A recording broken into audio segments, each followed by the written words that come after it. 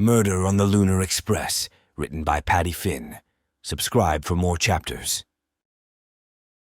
Chapter 14. Good Boy. With the designated pet relief area located conveniently close to our room, it shouldn't have taken more than a couple minutes to get Cat to do his business and head back. However, as he'd been cooped up all day, first on the supersonic, then in the room, I thought he could use the chance to stretch his legs. If that happened to take us past Mateo's room, I could explain it away as getting turned around in the labyrinthine passageways. I've never been much for following directions in either sense of the phrase. I passed Michelle Benoit's room. A Do Not Disturb hanger on the knob seemed targeted directly at me. I wondered if she'd already been in touch with her publisher. There was a chance that all digital traffic from devices on board the Express was being monitored, but there was no way for Fox to act on anything his dragnet uncovered without exposing himself and Frankie DeNaro to massive lawsuits. It would have been a dicey enough proposition when involving a respected member of the press, but if any of the other well-heeled guests suspected their privacy was being invaded, heads would roll. It would spell the end of DeNaro's credibility. It felt like I was only now coming to grips with exactly how much he had riding on this space elevator voyage going well. As we approached the corner, I considered sending Cat ahead to check if the coast was clear of security personnel. Flashbacks to my failed attempts to get him to understand how to moderate the volume of his voice convinced me otherwise. A shouting dog was barely less conspicuous than me showing up myself. I took my chances and followed Cat around the corner. The door was untended. Portable stanchions had been placed on either side of it and connected with a retractable belt. Of all things, a wet floor sign had been chosen as the centerpiece of the display. The body had been moved, but the door was still held open by one of the stanchions, the lone nod to preserving the state of the crime scene. I was sure that Fox's crew had followed protocol to the best of their ability and documented everything in situ, but there was no set of photographs or forensic recreations that could substitute for the actual thing. We crept by the room at a snail's pace in hopes that I might be able to spot something through the crack in the door. Once again, Cat's sniffing kicked into overdrive. I worried that Mateo had left his stash out, not so much because it might tarnish his reputation as because it might give my canine partner a contact high. Cat lunged for the door. I barely caught hold of the slackened leash, now thankful for the ship's requirement for him to wear one in common areas. His body stopped just shy of the threshold, but his nose didn't. Something in the room had captured his olfactory interest. I had no idea how he managed to pick it out over the unholy combination of ganja, liquor, and crappy designer fragrance still seared into my nostrils from my last run-in with Mateo. Onions?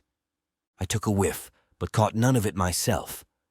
I was probably still desensitized from my appetizer. Odds were good that the fallen Russo had ordered the same from the small prefix dinner menu, though it was interesting that Cat had not alerted on me in similar fashion. I suppose it was much easier when he wasn't distracted with an entire rack of lamb. My Comex, set to vibrate, pulsed away in my pocket. I let the notification run its course. Now was not the time. Any chance you can smell anything non-food related? Gunpowder. Ionized air. I guess cyanide smells like almonds, but I'd take it. Onions bad. Sure are, bud. I sighed. Late was now becoming early, and we weren't getting anywhere fast. I looked up and down the corridor, convincing myself that there was no one around to notice if I nudged the door open for a quick peek. My Comex rumbled again. I still ignored it.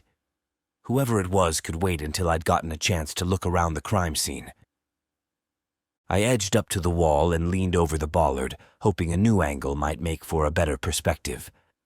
There was a brief crackle of static, then Dylan Fox's stern voice came through a single unseen speaker straight overhead. You know I can see you, right? I stayed perfectly still. There was always hope that the camera array was motion activated. Pick up the call, you knob. My Comex buzzed. I answered, "Captain? A few minutes ago, I dispatched an attendant to your room to hand-deliver a message stating that Russo's quarters were ready for your inspection. Imagine my surprise when said attendant returned, message in hand, saying there was no one there to receive it." I looked at Kat, wondering if Fox had been watching us long enough to see through our lost in the hallway's excuse. I figured it best not to find out. "Well, the good news is that you still managed to find me." "Cut the shit, Miller. I asked you to stay put. Next time I'll be telling you. Between you and me, I'd much prefer there be no next time. Let me get in there, look around, and then I'll stay out of your hair. Where'd you stash the body?" "Mr. Russo's remains are currently being stored in the cryo chamber in the medical bay. I'll arrange for the chief medic to contact you when she reports for duty in the morning. Don't bother trying to break in. It's locked up tight." He didn't have to tell me twice. Getting stuck in a freezer with a corpse was the stuff of nightmares. That part of the investigation could wait. "Got it. Is there anything else I should know?" There was a long pause, like Fox was deliberating over how much he should let me in on. "The security team's been going over the footage between Russo getting back from the ballroom to you two coming across his body. We also checked the access log to his door and scanned it for prints and trace forensics." "And?" "No one came in or out of that room during that period, except for Matteo himself." A chill ran down my spine. The killer was still in there when Michelle and I found him. "Impossible. The guards swept the room right after you left. Luxurious as the accommodations may be, they offer few places to hide. What's your theory then? Poisoning? Microwaves?" Venting my frustrations at Fox was unfair, but he hadn't left me with many options. "Are you finished?" His tone was terse, but his patience was admirable. I assumed that he, like me, had military experience in his background. "Sorry." The captain waited a beat to make sure that I was both. Satisfied, he continued. "We're still waiting on the final word from the medic. The Express has all the equipment to provide life-saving treatment, but an autopsy is a different story. There's a limit to what we are able to accomplish without cutting him open." "Which you can't do before handing the body over to Lunar security. The protocol leaves it somewhat open to interpretation, but I imagine it would be frowned upon." At least Fox and I could agree that neither one of us wanted anything to do with Lunasec. Attracting their attention was just asking for trouble. Our best bet was to put our differences aside to see what we could figure out before they took over the investigation. Worst-case scenario, if we botched things or got caught, was that he and I had to make a run for it as soon as we touched down on Luna. Hey, at least he was a qualified pilot. With visions of a future on the lam together, I figured now was the time to start making amends. "Thanks for setting this up for me. I'll try not to make a mess of the place. I will brief you on my findings as soon as I can." How heavily redacted they would be depended entirely on what my analysis turned up. "Please see that you do. I prepared you a copy of the pictures from before they removed the body, but it seems that the nanodrive's gone missing." There was the sound of shuffling papers from the other end of the Comex, which was interesting considering how tidy Fox's desk was when I'd last left it. His contingency plans, much like the crime scene photos, were too sensitive to commit to virtual storage. I'd swear I left it right here. "It's been a long day, Captain, for you and me both. Why don't you get some rest while I see what I can dig up over here? One of us is going to have to be in shape to fly this beast tomorrow." "I'll expect your report first thing in the morning." He disconnected, not giving me the chance for a pithy retort. Not that I had the mental capacity to deliver one. After making a final scan of the hallway to rule out onlookers, I unhooked the retractable belt from the nearest bollard. It went whizzing back to its point of origin, tucking itself neatly away until it was needed again. "All right, Cat, you know the drill. Don't touch anything, don't taste anything. Look, smell." With field discipline like that, who cared if he responded to "lay down"? Captain Fox was right. Matteo's suite might have been bigger than mine, but it was all out in the open.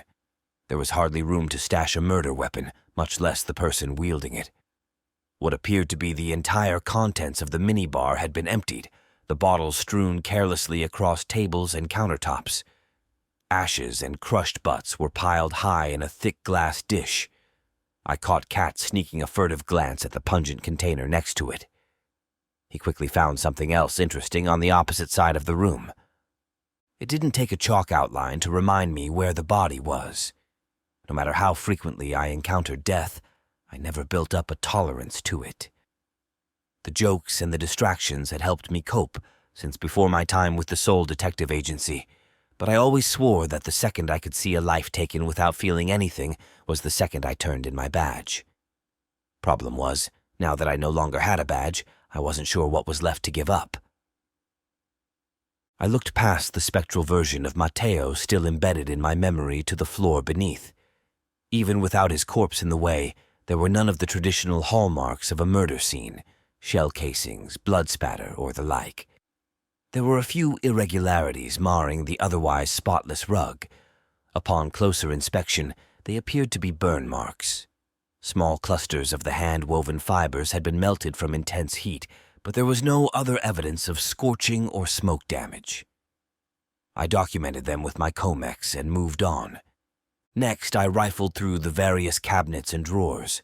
I worked cautiously, reminding myself that I didn't have free rein to toss the place. Lunasec would follow up on anything that looked out of place. The polymer bags I'd brought to clean up after Cat were a long way from disposable gloves, but they made for serviceable mittens. At least I wasn't leaving fingerprints everywhere. The cabinets and drawers came up empty. That was not a surprise, as Matteo's full knapsack slumped on a chair in the corner. I reached in on the off chance that he'd managed to forget my valise was inside it, but there was only clothing. There was no sign of my case or the metallic object I'd heard it smack into when he threw it into his bag. A toiletry kit matching the satchel spilled its contents next to the sink, eliminating my working theory on that minor mystery. In all fairness, that one was toward the bottom of my priority list anyhow. My eyes fell on a steamer trunk at the foot of his bed, a matching piece to the one back in my room. He'd suggested mine as a location for concealing my valise. Maybe he was putting his to similar use. I popped the lid and thrust my arm into the surplus bedding. I had almost given up when my fingers brushed against something coarse and flimsy that stood out against the quadruple-digit thread counts. It was a small shred of papery tape, the kind used to provide a tamper-evident seal. Diagonal lines of various widths and colors crisscrossed its silver surface in random patterns, making it next to impossible to reassemble a cut piece without it being noticeable. Micro-printed at random intervals throughout were the words, "Property of Stellar Engines." I pocketed the scrap. On the surface, there was nothing incriminating about Matteo possessing material that could be tied back to Dennaro's company. He was, after all, an employee. For all I knew, it was a remnant of the remodel, a piece of detritus that had evaded the housekeeper's grasp. But my gut told me it was worth keeping. At that moment, I needed something to hold on to. I eased the trunk shut to not wake the neighbors in the adjoining suites. I had already stayed longer than intended. Every moment I lingered increased the chances that someone stumbling down the hall would notice light leaking from the door frame and poke their head in to find out why. "All right, Cat. You ready to get out of here?" I surveyed the suite one last time for anything glaring that I had missed. Hopefully, Fox's crew was at least half as well trained as I expected them to be, and they'd generate reasonable photographic coverage. "Stay." "No, buddy. I think we need to be getting back now." "Look! Stay!" When I spotted him, Cat was lying on the ground with his limbs tucked neatly under him, his snout buried in the carpet. He looked like he was in the middle of a swim before being teleported into the middle of the floor. "That's a great-looking stay, bud. Top-notch. We can practice more in our room." "Look." As exhausted as I was, I put on a display of admiring Cat's flawless technique. Everything I'd read stressed the fact that positive reinforcement was integral to developing lasting behaviors. And then I noticed something sparkling from the end of his nose. At first I thought it was a droplet of liquid, that maybe he jammed his snoot in a bottle or glass when I was preoccupied and had not been able to lick away all of the evidence. I reached out to wipe it off with my thumb. It was hard and deceptively sharp. The glittering object dug into my flesh at the slightest pressure. When I recoiled, more from surprise than from pain, it clung to my hand, giving me the opportunity for a closer look. It was a stunningly brilliant single-cut diamond. "Good boy, cat," I whispered. "Good boy."